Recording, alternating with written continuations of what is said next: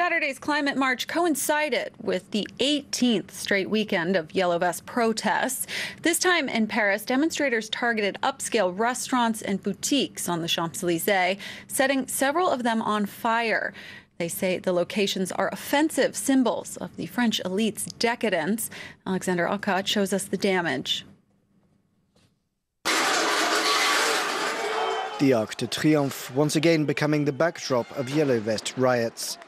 The police used tear gas and water cannon to try to disperse the crowd, but it's clear that many of the protesters turned up to fight. The 18th straight Saturday of protests comes at the end of 2 months of national debates called by President Macron, which many demonstrators have dismissed as nothing but a smokescreen. The people are exhausted and extremely angry. Violence is the only thing that works. The high-end shops around the Champs-Élysées were also targeted by opportunistic looters.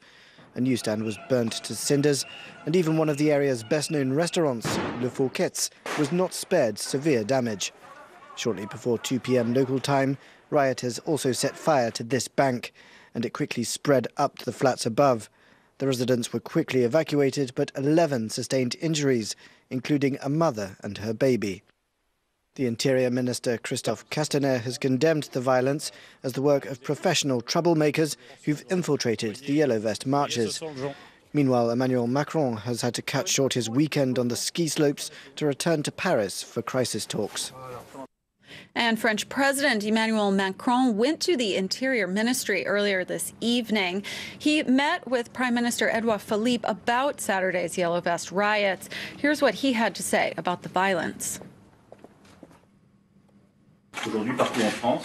All over France and in parts of Paris, we have to say that the protests have gone ahead calmly and with dignity.